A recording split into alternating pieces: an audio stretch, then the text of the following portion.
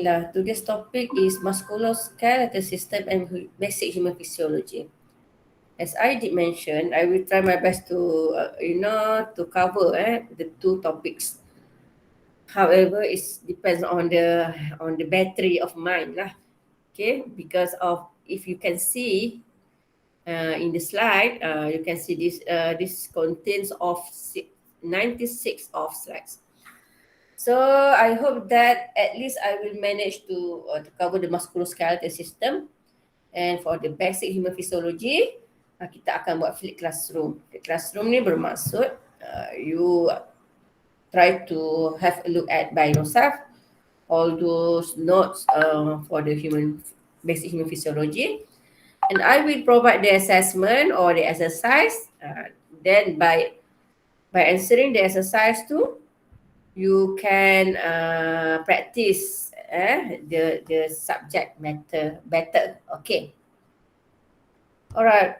So I would like to give the full screen for the topic 3, musculoskeletal system. Kita kena belajar musculoskeletal system because of although the topic or the content that consists in this topic that is not deep as the medical student belajar kan, tapi at least we have to know the fundamental lah, basic je. Because of when we talk about ergonomic, we are talking about the exposure, the outside exposure or the environmental exposure in the workplace that might have contact with human body, with our body. Maybe because of the workstation, we have to bend our body and give some pressure that is not visible. We call it as internal pressure. Internal pressure that might be pressure on any of our muscle in our body. So, in order to more understand about the pressure or contact inside our body, we have to at least know about the basic musculoskeletal system and also the human physiology. Human physiology will understand why human need to eat, how the oxygen can be negative or our body can be in debt of oxygen, berhutang oksigen. Bila mana kita sebut pasal ergonomic, we actually try to make ourselves in a condition that we allow blood circulation to be normal. Kita support, encourage a proper blood circulation. Somehow when we comes into awkward posture, contohnya our hands above our head because of we need to reach something above our head, we actually give the blood a gravity. Gravity is heavy. Kan? Grief has gravity and gravity is heavy. Ada dalam cerita kartun. So the gravity is heavy, our blood is interrupted lah. Blood circulation tu interrupted. So cuba sekarang ni letak tangan di atas kepala. Okay, in a very short time, no problem. But if we do that thing in a long duration, for example, dia akan bermasalah mula rasa kebas. Kebas tu sebenarnya kita kurang oksigen, tak sampai kat tangan tu because of our jantung heart need to pump more harder because of we have to against the gravity. It's a basic lah kan, basic. Itulah senario dia. Sebab itulah nak kena faham musculoskeletal, how it works out, how ergonomic relate to it, and also the human physiology. Bila berlaku hutang oksigen tu, muscle kita tak cukup oksigen dan ada tendensi untuk fatigue. Okay. So, okay. So human body, what is that? Human body and physiology. Anatomy deals with the study of human body. In this class, I will touch a bit about the anatomy, not into details, okay? Because of I will touch just enough for you to have the knowledge to to relate the knowledge of human anatomy to ergonomics. Okay. In this topic, I will touch about the human body component, structure and positions, and physiology, the study how the body function. Okay, so this topic has its own learning outcome. So the outcome of this topic is at the end of this topic, we expect that student able to explain in brief about the fundamentals of human body system and able to relate human muscle, skeletal system, and physiology to ergonomy study. Okay, let's have a look at to the human physiology. Human physiology is science of body to tell us how our body works and is one of the fundamental discipline in the modern medicine. By understanding the human engineering, the body works, the body system, we actually know the limitation and also the strength of the body. So by know the physiology, kita tahu how far we can go, how flexible our muscle is. So we actually can encourage our body to be stronger. And also we know the limitation, we can avoid our body to be sick because of the extreme exposure. Physiology investigates the interaction of molecules, cells, tissue, and organs, and how this part make up the whole body. Okay, this is the history of physiology. Human physiology dates back to at least 420 BC, during the time of Hippocrates. Kita tahu kan Hippocrates, between 380 to 322 BC, Aristotle began thinking critically about the relationship between structure and function. They know they have body structure. So how is function?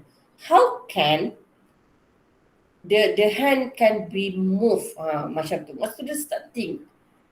Mungkin kita berfikir, kita kalau di zaman itu mungkin kita berfikir, tapi mungkin kita lack of documentation kan, kita fikir je. Macam mana mata boleh kedip? Macam mana how we think to kedip and kedip macam tu. So at that time Aristotle to start to think why, how, who, and how it connects. Dia mula berfikir. And then it's document it. That is why we can find the historical historical evidence about how they start to study about the human body and anatomy lah. Kita boleh nampak, kita boleh jumpa macam mana mereka ini ada sejarah menunjukkan macam mana mereka merekodkan finding and apa yang difikirkan ketika itu. Okey, di awal kemunculan fisiologi. Okey, Claudius Ganners, the first one who investigate of physiology. Dia study tentang apa? Dia tentang bloodletting to treat illness.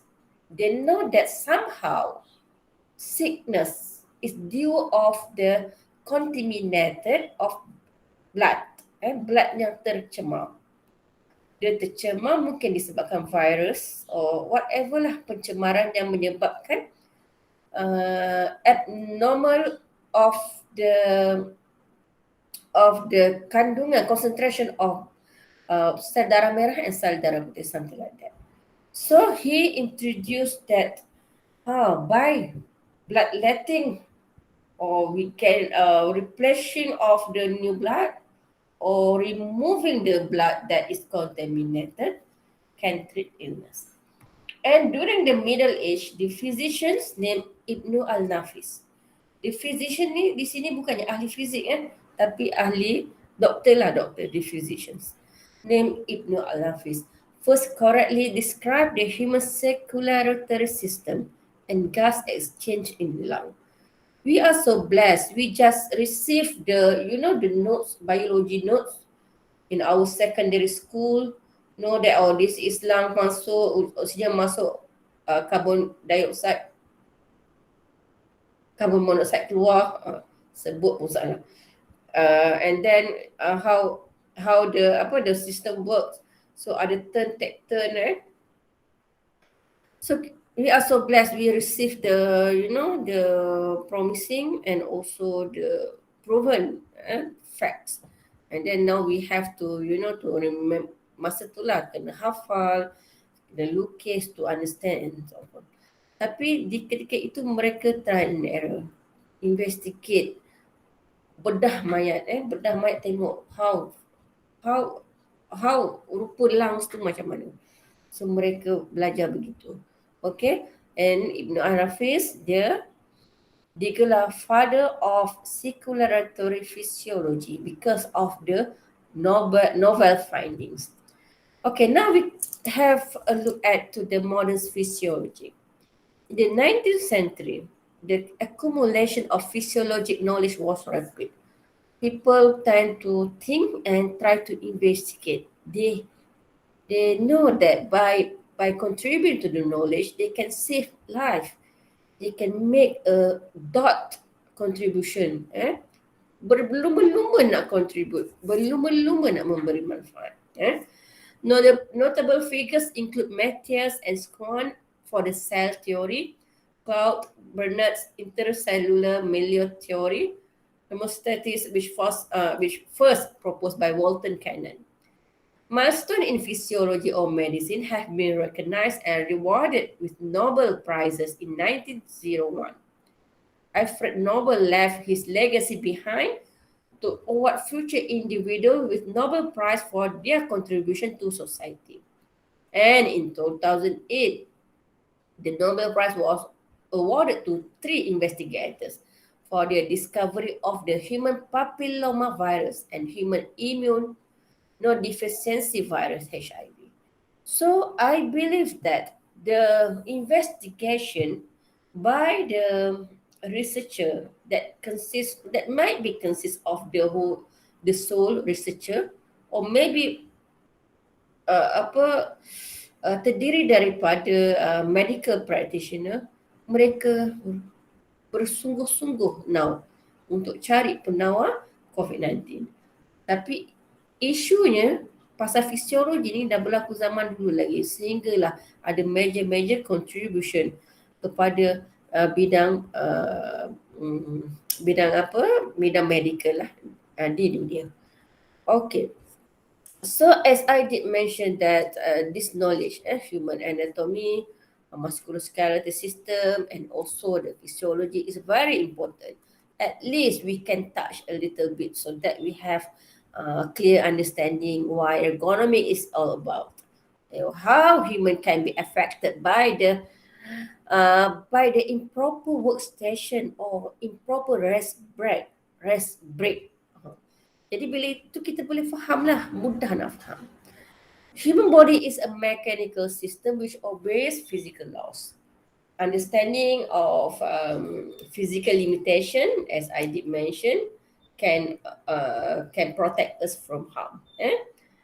And we can propose the control measures in terms of ergonomic so that we can highlight this is the control measure so that the musculoskeletal disorder can be avoided, for example, because we know the limitation of physical of human being. Okay, the body is able to withstand a limited range of physical stress. However, there are a limit. Okay. So let's have a look at the parts of body. Our body consists of muscle, bones, ligaments, tendons, nerve, vein, and arteries. We call it as vascular. Okay, muscle ni dia buat apa? Exert forces to create movement. Muscle. Because the skeleton itself, skeleton to bone kan? Skeleton. Tanpa muscle, it can be, berterabur kat bawah. Because of muscle and tendon that attach to the ligament and also make the bone in a structure. Dia umpama batu-bata lah skeleton, our body, our bone ni. Tanpa simen, batu-bata tu hanyalah sekadar batu yang bersepah. Begitulah juga kita punya body parts. Bones kita, skeletal. So muscle ni yang menggerakkan skeletal. So kita move. The muscle dia ada signal. They have uh, electrical signal. Macam mana our brain transmit the information, give instruction, and the muscle move the body. Kalau cerita tu macam fairy tale, but this is our self lah, our body. Bones provide a framework to which muscle, ligament and tendon attach. Bones dia attach kan, nanti kita tengok macam mana dia attach. Ligaments connect bone to bone. So in safety, we have to have a double protection, so that we imagine that if the first protection is failed, we still have the backup. Same goes to our body. Ligament connect bone to bone. Ligament, bone to bone connect by the ligament, but we also have a tali that we call it as tendon that tie up the muscle to bone. Let's say your ligament is torn off, putus, your bone tu taklah terjatuh, terburai kan, because of it still has tendon that ikat dia kepada muscle. Tapi sakit ligamen kalau putus. Saya pernah putus ligamen. Cerita pasal ligamen putus tu boleh jadi 2 jam. So saya KIV lah. Okay, so somehow ligamen cannot, kalau dia putus, dia cannot be, dia tak cantum lah sebab dia macam getah kan, putus. So you have to replace. I have replaced my ligament with the patella tendon. And I have to teach the ligament to become the ligament because of the creation of Allah Subhanahu Wa Taala. So great, because the ligament can receive the signal, so they know what to do when we want to move. They know, and so when the ligament is no longer there, so I replace with tendon. So the tendon is confused. I am now tendon or ligament. So I have to teach the ligament. Fisioterapi itulah yang membantu saya mengajar ligamen tu supaya you now a ligament. So you have to become one. Something like that. Okay. Tapi tendon putus, ligamen putus is not scary things that I think is normal. Bila saya dah putus ligamen tu, saya tahu bersepah-sepah rupanya yang putus ligamen. Tapi sakitnya. Okay. Nerve allows signal to be transmitted to and from brain. So brain yang berfikir, yang memberi arahan, dia berfikir what action need to be done. Contoh, this is the famous analogy since our secondary school. Our teachers like to give this kind of analogy. You have kettle, hot kettle, you touch by your hand. But you need some time to reflect. Pick up your hands. You pegang tu tak rasa panas. Not directly you can feel the hot surface. It takes some time because of the signal tu, panas tu tak sampai ke otak lagi. Otaknya instruct your hand. Take off your hand. Because of it's hot macam tu. Sebab tu dah melucut, lambat angkat tangan tu because of otak tu tak sampai ke signal. Signal tu tak sampai ke otak, sorry. It same goes to any other example lah. Contoh nampak longkang, termasuk dalam longkang, tak sempat nak elak. Tak sempat nak elak tu because of your brain. Tak sempat nak proses, nak suruh you elak. So you dah masuk dulu barulah Allah, tak sempat nak elak, something like that. Okay, this is muscle. Muscle in our body is basically consists of 3 types. The first one is cardiac muscle, skeletal muscle and smooth muscle. The strongest one is cardiac muscle lah because of it never rest. Tak rest. Muscle lain, muscle dekat bahu, muscle dekat kaki. Bila kita tak buat apa, dia boleh rest. Dia rest. And somehow muscle is designed to be, to be moved. Muscle to be moved, to be active. When you are not active, contoh, saya bagi contoh. If someone is involving accident, the right leg lah contoh, kena balut dengan simen dan sebagainya, patah kan, perlukan masa untuk recover 6 to 8 months. So when he move, he only use the left leg, the left foot. So when dia buka simen kaki dia tu, they can see that dia punya kaki kanan tu smaller than the left one, because the muscle is not active. So muscle shrink. Our muscle is designed to be moved, and muscle need to be strong to protect our bone. Sebab itu kita di dalam ergonomic, we encourage people to be active so that it can develop a strong muscle. Strong muscle can make you have a alert muscle. We know that all the transmission of the signal to muscle to memainkan peranan, and also can protect bone from misalign atau kita gelar sebagai slip lah daripada kedudukan dia. Slip disc. Kalau ada muscle yang kuat, dia protect. Susah nak berlaku slip disc because of structure muscle tu kuat. Macam mana nak slip disc? Slip disc tu tergelincir, tak boleh tergelincir, dia ketat. Something like that. Sebab itu dalam ergonomy, kita memang encourage a very active lah lifestyle, so that we have a very good body, human body, and we not prone to injury or disease.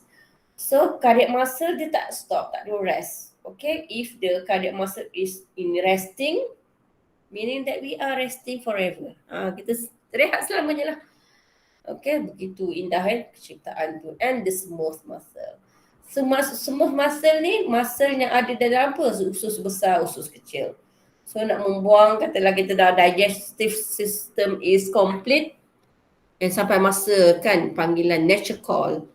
So dia tahu nak keluar tu kan. Contoh, itu satu smooth muscle. Another smooth muscle is in our esophagus. Macam mana kita dah kunyah, so makanan yang dah dikunyah tu nak masuk dalam perut. So melalui esophagus, dia tidaklah dia jatuh macam air terjun tu. Air terjun jatuh kan, berdebuk. No. Sebenarnya ianya digerakkan oleh muscle esophagus. Itu yang dinamakan smooth muscle. Okay, muscle and blood usage. Di ketika resting, while resting, apa yang berlaku ialah kita berehat, blood flow needed is so-so lah. The blood is supplied as to ensure to give us, some supply so that we are awake. Contoh kita rehat ni, kita tak nak tidur kan, macam tu lah. Nak tengok TV. So blood flow needed sekadar untuk tengok TV, and the supply pun otak dia pun supply sekadar untuk tengok TV. Tapi if we are planning to sleep, we sleep, kita cakap sebenarnya dalam otak tu menerima, nak sleep, and then otak pun supply lah blood and give some rest to other organs. Contohnya saluran pernafasan pun mengecut, nak rehat kan. So udara oksigen yang masuk pun sekadar untuk membolehkan kita tidur. Okay. However, when you in a dynamic situation, active kan, you dynamic, you move in, out, and you jogging, you progressively improve you punya activity, you actually letting know, you giving the information, or you giving a signal to the brain, I am now in a dynamic activity, please supply some blood, so that I can maintain the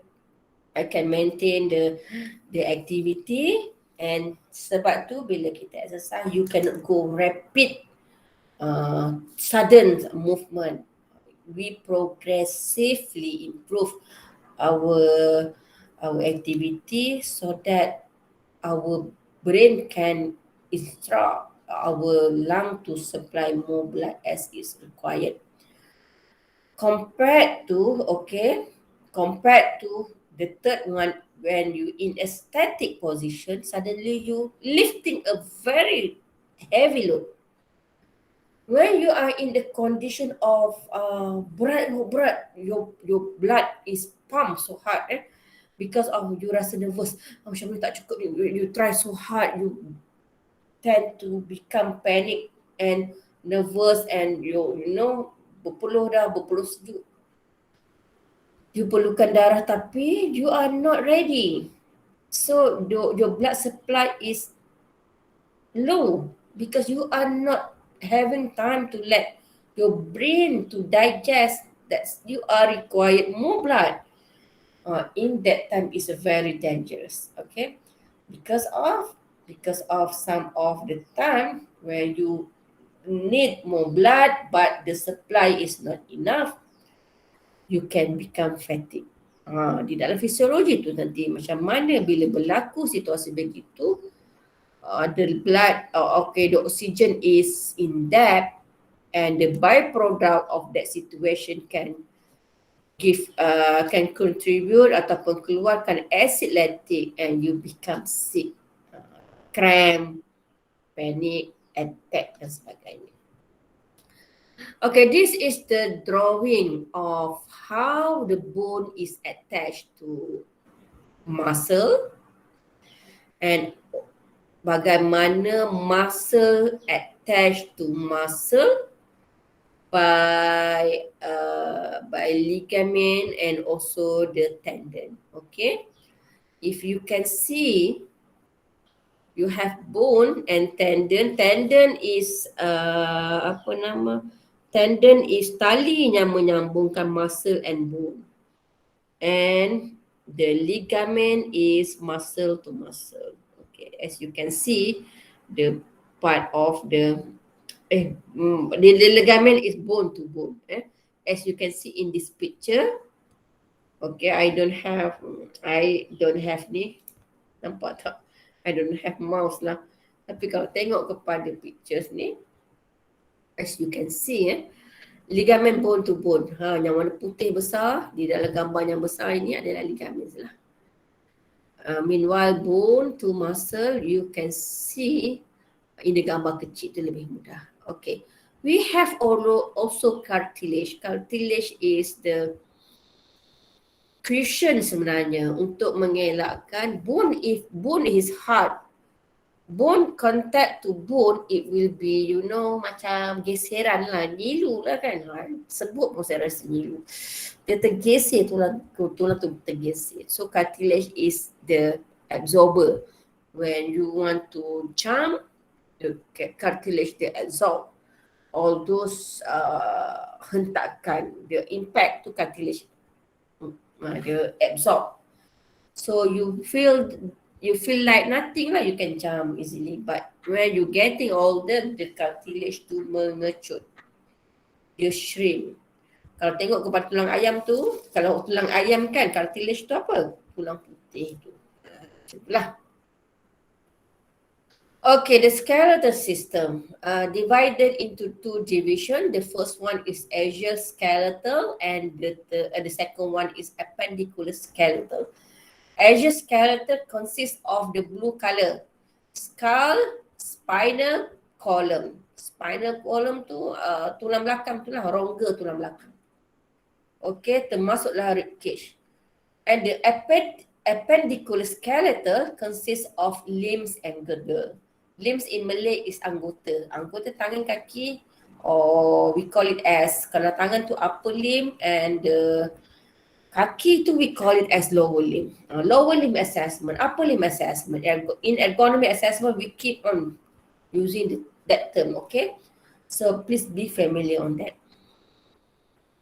Okay, bones, organs of the skeletal system. This is the cross-section of the bones, okay? The cross-section of the bones, as you can see, the bone consists of several tissue types. Active living tissue, bones, cartilage, fibrous connective tissue, blood and nerve. Kat sini ada tulis lah compact bone. Compact tu keras lah. somehow in the compact bone, dalam tu ada bone marrow, sum-sum tulang. And the protection of the bone marrow tu consists of, we call it as a spongy bone. Dia ada rongga, the sponge. Dia sebab tu bila kita terhentak with our hands, tangan kita kena ada impact, dia tak terberderai patah because of dia compact, tapi dia ada sponge and then dia boleh serap okay, dia boleh serap hentakan. Tapi kalau dah hentak kuat sangat memang patah jugalah. Sebab tu kena jaga, kena jaga tulang lah. Because of tulang ni, bila you getting older, you punya recovery process is slower. Kalau muda pasti ada progressive, progress untuk membaik, memulih, tercantum dan sebagainya. Tapi bila you getting older is slower lah. So sebab tu kalau operation biasa untuk tulang ni ortopedik biasanya untuk orang tua dia tengok dulu keadaan kesihatan. Sebab bimbang recovery session tu memakan masa dan boleh memberi kesan-kesan sampingan kepada orang yang tua. Okay. So apa fungsi bones ni? Support the body, protection of the soft organ. We have bone, contoh rib cage. Tulang rusuk, dia protect soft organ. Soft organ apa ada kat situ? Paru-paru, jantung. Okay. Movement due to attach to the skeletal muscle. Storage of the minerals and fats and blood cell formation. Berlaku itulah blood cell formation dengan tulang, dari tulang. Okay. So the skeleton has 206 bones. Itu normal mungkin ada, dan tak normal tu mungkin ada berbeza-beza lah. Tapi yang normalnya ada 206 tulang. Two basic types of bones tissue, compact bone and spongy bones. Bones homogeneous, compact bones is homogeneous, sama je semua. But spongy bones is small needle-like piece of bone, many open space. So many open space tu, it can absorb space to absorb the hentakan and also give space for the blood to be, masukkanlah berjalan. Okay. Long bone and short bone. We have two types of bones. Two types that are classified. It's not two, it's four classification of bones. The first one is long bones. You can feel your hands, very long bones. It depends. If you have longer hand, you have longer bones lah. Bones are longer than they are wide. Arms and legs, we call it as a long bones. Short bones, so contohnya apa? Metacarpals. Usually square in shape, cube like wrist and ankle. So we have short bones lah. Metacarpal you can feel, boleh rasa pun sebenarnya. Bukan susah pun, tapi kalau rasa nak tengok, potonglah tengok. Okay, gurau saja. Okay, flat bone, flat and curve. Kat mana dia ada? Di mana? Di kepala, flat. Kepala you is not a solid, dia adalah serpihan flat curve tu, flat bone tu, dan dia bercantum. If you can see in the baby, dia actually flat tu tak tercantum betul-betul. Boleh nampak kesan tu ada macam longkang, okay? In each of every yang tu lah flat bone tu. Tapi bila dia besar, dia mula bercantum. Sebab tu bahaya kepala baby sangat lembut. Okay, curve bone you can feel your chest, and we have a curved bone.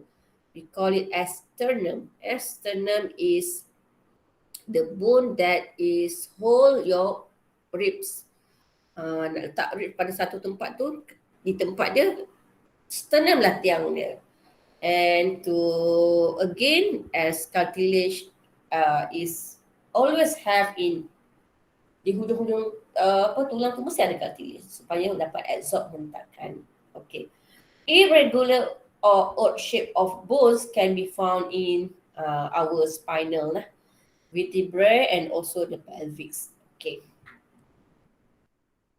So these are the location of each categorization, classification of the bones, long bones, short bones, flat bones, and also irregular bones. Okay, this is the bone cell, osteocyst, mature bone cell, osteoblast is bone forming cell, osteoclast bone destroying cell. So somehow this is no, just untuk makluman je lah. Don't have to. Ni macam tulang yang matang macam mana, and then tulang yang dah nak mati kan destroying cell because of aging, somehow adalah dinamakan osteoclast. When we have fractured at tempat kerja kan, safety kan, kita tahulah ada yang patah tulang dan sebagainya. So we need to know jugalah the fundamental of a break in a bones.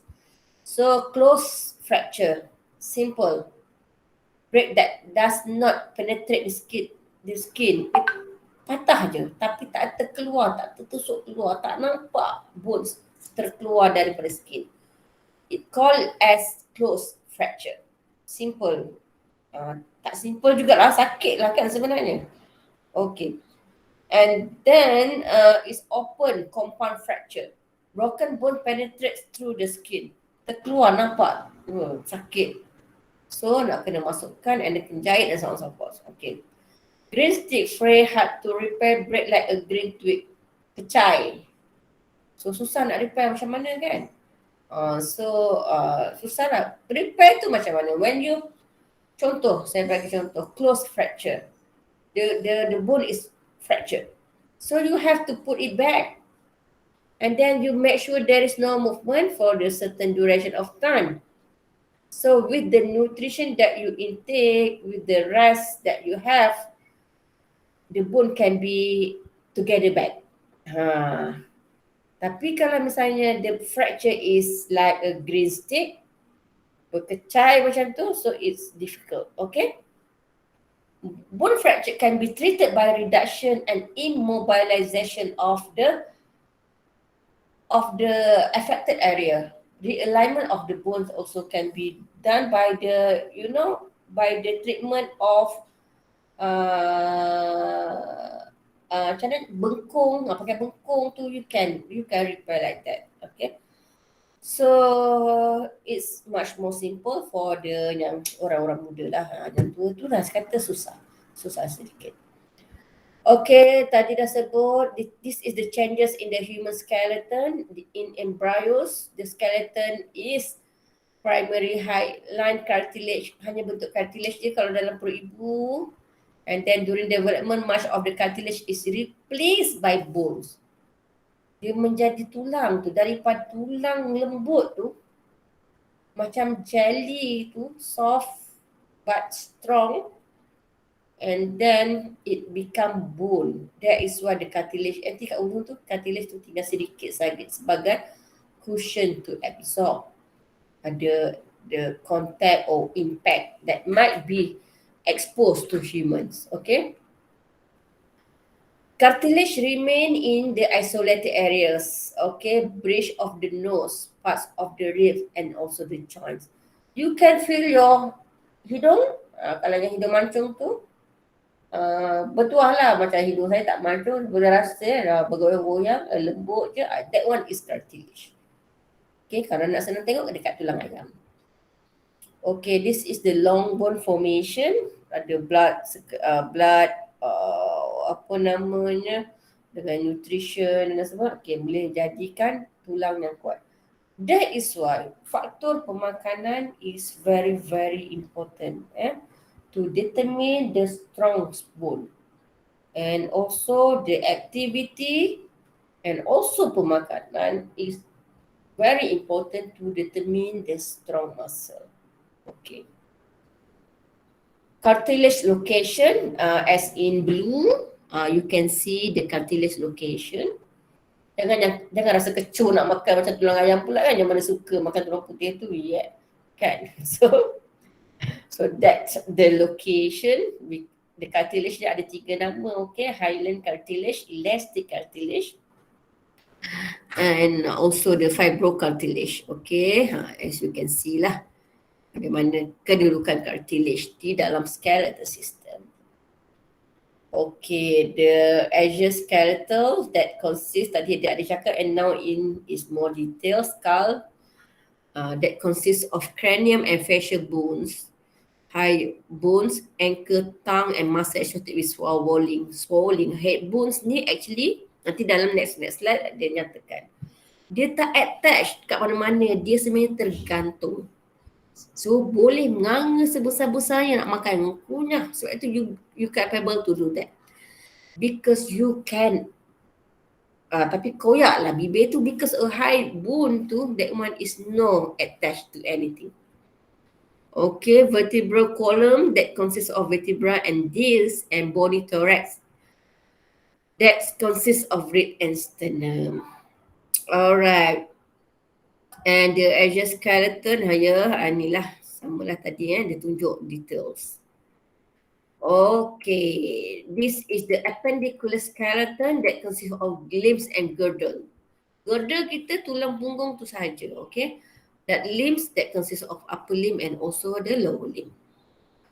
Okay, as you can see lah, a joint articulation in the location at which two bones make contact articulate. So tengok kepada pelvic girdles tu, dia punya connect, articulation tu adalah bulat tu. Betul, kita boleh kalau kita ada height flexibility, kaki kita boleh pusing. Sebagaimana tangan tu boleh berpusing. Alright. This is skull. Skull is the combination of the 8 suture bones in cranium, facial bones, 13 suture bones, and 1 mandible.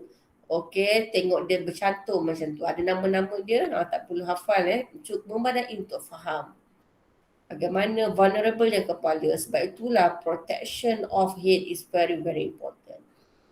Okay, bila you belajar tentang accident, vehicle accident, so memang most of the safety assist and bantuan keselamatan tu nak protect kepala.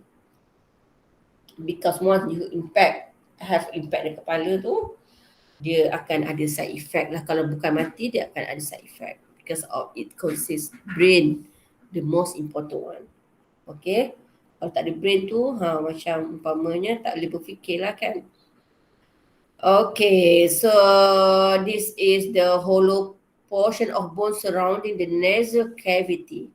You can see kita ada bones juga, cartilage yang lembut bahagian bone. So macam itulah kat hidung tu. The hyoid bones yang as I did mention, dia is a very special bones in the human head which is unique in that is not attached to any other bones in the body. Rather, it is supported by the network of muscle. Dia tak connect, dia hanya ada muscle saja. So you can munch as many as you can. You can wipe your mouth as big as you want. Okay, this is the vertebral column.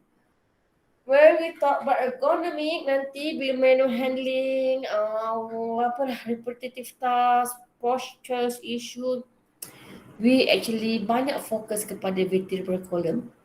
Because of the vertebral column is our, tulang belakang lah kan, protect our spinal cord. Tulang belakang, kita sebut tulang belakang tu maksudnya kalau simpulan itu adalah tulang belakang keluarga. Sangat-sangat signifikan dan sangat-sangat penting terhadap keluarga. So the tulang belakang human tu adalah sangat-sangat penting. Okay. Macam mana bila mana if we have, na'udzubillah, we have injury, accident ke apa, and the effect tulang belakang, memang boleh mati and boleh memberi kecacatan kekal. Sebab itu ergonomic need to be taken care because of kecacatan kekal. Permanent disability dilaporkan kepada susu dan pampasan yang besar perlu dibayar. Dan Walaupun pampasan tu nampak mahal, tapi dia tak boleh memberi kehidupan semula. Okay, the vertebral column separated by the intervertebral disc. Apa nama dia? Tak apalah, lupa nama Melayu dia apa. Okay, the spine has a normal curvative. Okay, spine dia memang ada curve dia. Alright. Spine dia ada curve, and then the curve tu dia memang normal begitu, so that kita boleh berdiri bahawa kepala ni berat supaya tulang belakang tu boleh menampung berat kepala.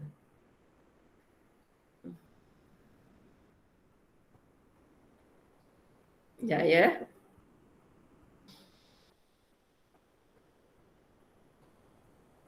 Alright, so curve tu memang natural begitu. Sebab itu we are not correct ataupun kita salah kalau kita nak betulkan curve. Nanti mungkin di dalam ini atau di apa, di topik-topik akan datang memang akan ada kita discuss tentang curvative, how human curve is the creation of God to balance, to make people can stand, to carry the weight of head. Okay, each vertebra is given a name according to its location. This yang tadi saya cakap intervertebral disc. Kita namakan dia sebagai disc. Disc is like a material like gel, which provide cushion effect in between the vertebra. So bila you jump, kalau tulang ke tulang dia sakit kan, macam saya cakap tadi ada geseran. So vertebra ni dia absorb tekanan. And dia make you can bend your body so that dia tak berlaku friction, geseran di antara vertebra. Vertebra impose stress on the disc, and the more the disc get compressed, the more they can protrude out. They can slip, tergelincir dari tempat dia. So if you have strong muscle, you can protect the disc to be protruded out. It is when the disc bulge out and hit the nerve root and sensation of pain is felt. Vertebra are strong, back injury is normal, involve degeneration of the disc rather than breaking the bone. Okay, this is the name of the vertebral column: cervical, thoracic, lumbar, sacrum, and coccyx. So with cervical, we have 7 cervical located at our neck. Nanti nampak gambar. We call it SC1 to C7. Thoracic, 12. That is located at our back, at the area of chest tu. Dia pegang kita punya rib cage. T1 and T12, lumbar 5 to 6, low back, L1 to L5. Or L6, and sacrum is fused, dia tercantum pelvis. S1 to S5, and coccyx is 3, tailbone. So this is need to be memorized lah. Somehow you really need to really know where is it. When you know that, okay, contoh slip disc happen at T1 and T2. Tak boleh bayang kat mana, kan? Somehow is very unlikely to be happen, the slip disc at the area of thoracic because of it ada rib. Dia ada pemegang dia, jadi nak tergelincir tu susah kecuali you involve accident. Most of the time, yang kalau berlaku slip disc tu kat mana? S5. Itu banyaklah isu-isu dia. Sebab tu nak kena ingat. Okay, this is the appearance ataupun the visual of the normal curvative of human body. Dia memang ada curve, so that we are not feeling burden to carry our own head. Unless kalau you pakai sanggul tebal tinggi-tinggi tu burden lah. Rambut panjang pakai sanggul tinggi kan, lepas tu tu you feel burden lah, you put the burden. That one is voluntary kan. Tapi kalau ikut ciptaan, ciptaan yang hebat ni memang kita akan rasa burden. Okay, this is the location of vertebral column, cervical vertebrae, thoracic vertebrae, lumbar vertebrae, sacrum and coccyx. And the number of C7, C1 and T1 to T12 is the representative of the location of each vertebra. Okay, why so important? Nanti dalam musculoskeletal disease, I think, insyaAllah akan cerita kenapa, apa berlaku sebenarnya kan. Tapi this is very, very important to understand. We have to protect our spine because of by having injury at our spine, it can give a lot of impact, and most of the cases is wheelchair. Okay, subluxation is the term that is represent the importance of taking care of our spine. In the simplest of term, a subluxation is when one or more vertebrae or bones in your spine move out line and create pressure to spinal nerve. The vertebrae is protecting kan kita punya spinal cord kan. So dia ada nerve yang kecil-kecil lah. Spinal nerve ni, dia comes out from the vertebra in your spine to give signal to the organs, to the receptors and menerima. Brain bagi transmit the information dan dihantar, dia pancarkan information tu kepada targeted organ or system. So kalau misalnya this terkeluar, terslip, dia tercocok pada nerve tu, and then they can give sensation, pain sensation, very very bad pain. Pressure on the nerve can cause interference with the signal traveling through them, leading to numerous health-related problems. If the signal is about to send a message from brain to the hand, so your hand akan sakit, kebas, tak boleh angkat, hilang kekuatan menggenggam, something like that. Kalau misalnya nerve tu jantung ke jantung, so your jantung can be, problem. Some signal is not being sent as is supposedly to be lah. Dan seterusnya ke organ-organ lain. This is cervical vertebra. Look at that. C1 hingga C7. Tengok dia ke dalam di bawah telinga tu. The support skull provide a type of pivot and collar allowing the head to rotate around. Okay. So macam itulah. This is thoracic vertebra T1 to T12. Okay. If you can see dia sampai 12, dia ada information di sini. The rib cage is joined to the thoracic vertebra. However, at T12 and T12, the ribs not attached. They are so-called floating rib. Dia ada floating ribs. Okay, dia tak attached to the sternum. Okay, the thoracic spine's range of motion is limited due to many ribs or vertebral connection and the long spinous process. So kita tak boleh nak bend lebih-lebih sangat untuk belakang tu, sebab itu dia straight. Dia sebab dia tegak, dia attach dengan rib. Tapi untuk leher kita boleh spin, boleh pinggang, boleh pusing kan, tapi bukanlah di bahagian dada. Okay. This is as you can see the floating ribs, vertebral ribs, the 11 and 12, dia floating lah. Dia tak tercantum, dia tak ada cartilage to be joined or to be connected to the sternum.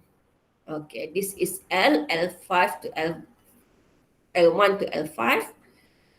L1 to L5 is a spine of the source of much body motion and support most of the body weight.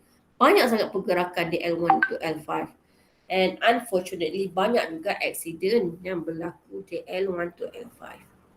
So, kita tak naklah menjadi salah seorang daripadanya. Alright, this sacrum in the vertebral anatomy, sacrum, okay, dia cantum diffuse, dia cantum tapi masa kanak-kanak dia tak cantum. Sebab tu hati-hati anak-anak boleh okay, bahayalah kalau terjatuh duduk ke, sebab tu menjaga. The sacrum only fused completely into a single bone by the age of 26. Coccyx is like that, okay. So dia tercantum kecil tapi dia prone juga kepada injury because of kita lah suka lompat-lompat. So tak maulah sakit. This injury takes time to heal. If you are injured in the area of coccyx because of dia tempat kita duduk, melainkan kalau you tak bagi pressure langsung, you baring je lah, baring pun sakit because of that area dia touch. So kena hati-hati. This is joint. Joint can be categorized to the fibrous, cartilaginous and synovials. You may be, you can tengoklah kat mana kan. And typical types of synovial joint based on shape. Macam mana joints tu dia bagi, dia bagi inilah, dia menghubungkan dua tulang macam tu, susah tu. Tak jumpa perkataan tu. Plain joints, okay, for example, and in our life we actually adapt from the anatomy of humans. Macam mana kita tengok manusia tu diciptakan kan, dan kita adapt beberapa fungsi kehidupan. Contohnya hinge joint, humerus. At the area of humerus, kita guna nak join di dalam sistem pintu dan sebagainya, kita guna kaedah sebagaimana yang kita belajar daripada human body. Okay. Basic human physiology. I don't think that I can continue because it's quite heavy, okay? Tapi saya akan for the human physiology, I hope that I have additional session lah nanti human physiology. Cumanya I plan to give you some time to read by yourself for the human physiology, and I can provide the activity. I will upload the activity in the column, so to make sure that you guys really understand and really buat the human physiology ni, baca physiology ni, I will make compulsory lah for you guys to submit the exercise. Okay. So with that, I think I can back to the screen. I have to have a look at you guys to see what you're doing. Okay. So macam mana kelas? Are you still there? Yes, Ya, Doktor. Alhamdulillah. Masih Like nafas. I am talking to myself for 1 hour and more than 1 hour. So like, budak-budak ni ada lagi ke ni surprise. Okay. So that's the fundamental of human musculoskeletal that you need to be at least you ada idea kan. Nanti kita relatekan dengan ergonomy. So human physiology saya akan upload exercise. Ada soalan ke so far? Jangan tanya soalan macam mana nak ingat, doktor. Nak ingat tu memang nak kena baca. Lambar, apa tu semua nak kena hafal, okay? Okay, I stop recording.